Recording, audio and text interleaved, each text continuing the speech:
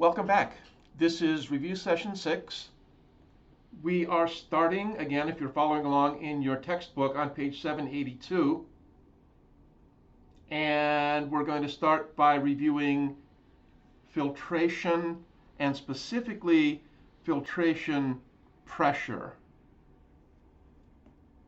So if we take a look on page 782, left-hand column, right about halfway up, a little more than halfway up, notice the formula for net filtration pressure.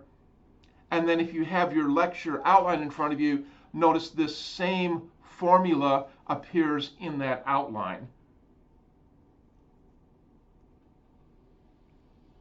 Let's take a look at figure 20.16, and just let me kind of talk through the figure, and you can listen along and just make sure that everything goes together and that everything makes sense.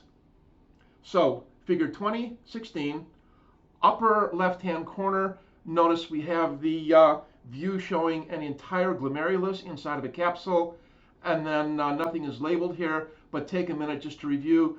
Find the afferent arteriole, afferent, remember, meaning toward, so the afferent arteriole to the left, bringing blood to the glomerulus, and then after blood flows through the glomerulus, notice now the efferent arteriole with an E, implying away from, and that efferent arteriole, remember then, carries blood away from the glomerulus. And recall also that in terms of diameter, the afferent arteriole has a larger diameter than the efferent arteriole.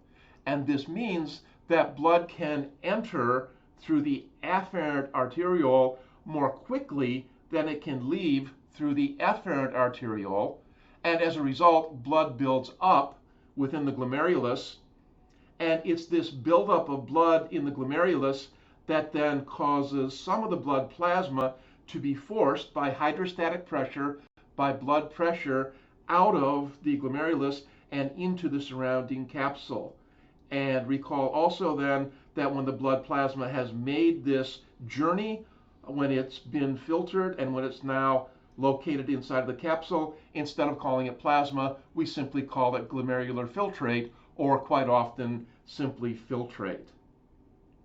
Let's take a look now at the square in the upper left-hand portion of the figure, and then the arrow implying that now we're looking at an enlarged view of that very small section of glomerulus within the square.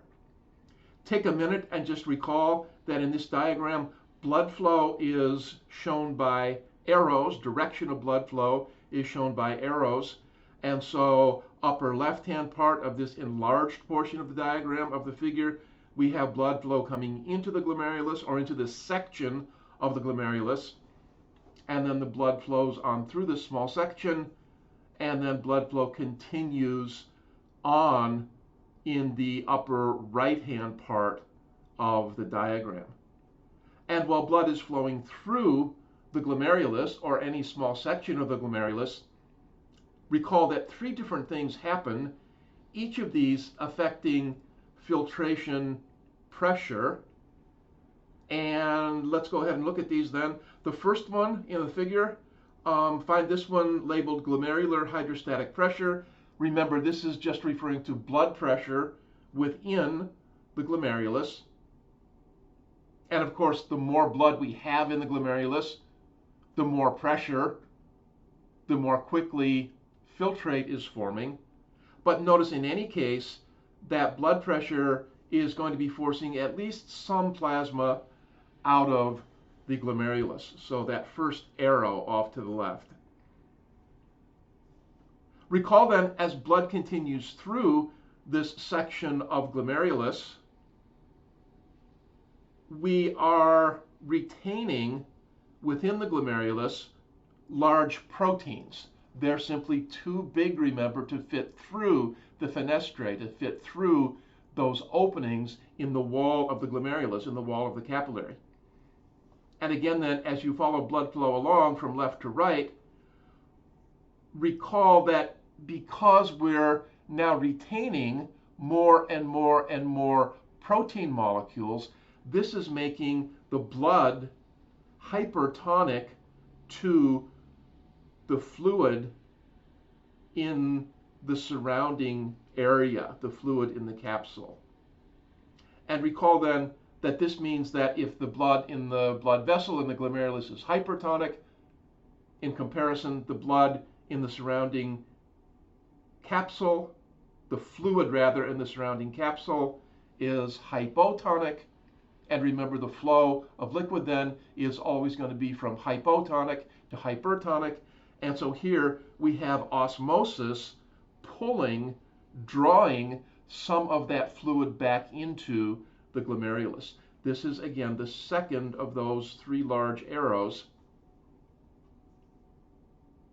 And this is the one then labeled plasma colloid osmotic pressure. Finally then, just to the right, notice also we have another area indicating that some fluid is now returning into the glomerulus. And this arrow then is labeled capsular hydrostatic pressure. So capsular, we have fluid building up within the capsule outside of the glomerulus, surrounding the glomerulus. Hydrostatic pressure, again, we're just talking about a fluid pressure. Now, instead of blood pressure, it's pressure that's generated by an increase in volume of the fluid in the capsule. And again, then, this is going to push some of this fluid in the capsule back into the glomerulus. And back to our equation now on page 782, bolded, left-hand column halfway up. And again, back to that same equation in your lab outline, the equation for net filtration pressure. And again, we're talking about three different processes, three different components here. And so first of all, recall we have a single force that's favoring filtration, and that force is what your book is calling here, again, glomerular capillary hydrostatic pressure. And recall again, this is simply blood pressure in the glomerulus filtering, pushing plasma out of the glomerulus and into the capsule. We have then the other two forces that we just talked about being forces that oppose filtration. And so that middle of those three arrows now, the capsular hydrostatic pressure. And this is actually the right hand of those three arrows. So capsular hydrostatic pressure, again, this is fluid pressure. This is pressure of the fluid that's accumulated, the filtrate that's accumulated in the capsule. And again, as that volume of fluid increases, because fluid has been and continues to be filtered out of the left-hand part of the diagram in this process of glomerular filtration, glomerular hydrostatic pressure. And so again, what's happening with capsular hydrostatic pressure, just picture this. We have fluid building up inside the capsule, and as that fluid builds up, it generates hydrostatic pressure. It generates fluid pressure. And again, the direction of the arrow indicates that this pressure then pushes. This pressure then essentially filters some of that fluid back into the glomerulus. And so again, this is a force opposing filtration. This moves fluid in the opposite direction of glomerular filtration. And finally, now we have the middle of those three arrows, and so we have plasma colloid osmotic pressure. Again, back to our formula, this is another force opposing filtration. And again, this is simply where the difference in dissolved or accumulated materials in the two areas, in the glomerulus versus in the capsule on the outside, this is where we have a difference in accumulated materials. This is where we have the fluid, the blood in the glomerulus being hypertonic, as we said, and the surrounding fluid outside of the glomerulus being hypotonic. And again, this, as we said, moves fluid back into the glomerulus, and so this then is another force that opposes filtration. The fluid now is moving in the opposite direction from the direction of movement due to glomerular hydrostatic pressure.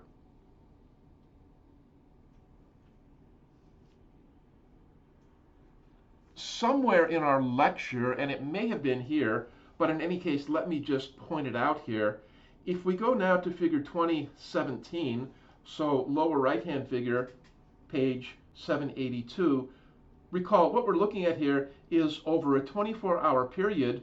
To the left, on average, how much glomerular filtrate forms in the body, and then to the right, again over a 24-hour period, on average, how much urine is actually formed and released within the body. And recall then that the amount of glomerular filtrate over that period is more or less 180 liters, and the amount of urine being formed and released is somewhere around 2.5 liters. And again, remember what this means is that much of that fluid which has been filtered out, which has been formed in the glomeruli, much of this fluid is going to be reabsorbed by the body, is going to be taken back in by the body, and only a small amount of that fluid then is actually released as urine. And so to our lecture outline now, and where we're talking about filtration pressure, let's just recap. So as in other capillaries, and remember the glomerulus is a capillary, it's a capillary bed, the main force that moves substances by filtration through the glomerular capillary wall is hydrostatic pressure of the blood inside. Again, blood backs up, as we just said a few minutes ago. Blood pressure therefore increases in the glomerulus because the afferent arteriole has a larger diameter than the efferent arteriole. Again then, some filtrate moves back into the glomerulus due to colloid osmotic pressure, due to, as we just talked about again, the retained proteins within the glomerulus. The blood in the glomerulus again becomes hypertonic. Any increase in glomerular capsular hydrostatic pressure, in parentheses, due to buildup of filtrate in the capsule, also decreases filtration. Again then, this capsular hydrostatic pressure, this is a force opposing filtration. This is a force moving fluid in the opposite direction as we have with glomerular filtration.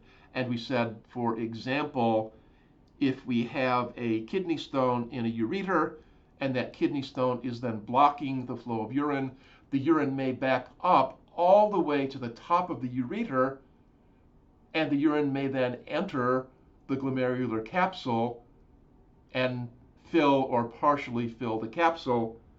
This makes it more difficult for glomerular filtration to occur. This accumulation of fluid makes it more difficult for filtration to occur. And as a result of that then, this is a force moving against, in the opposite direction of glomerular filtration. And so this capsular hydrostatic pressure is the second force that's opposing the net filtration pressure.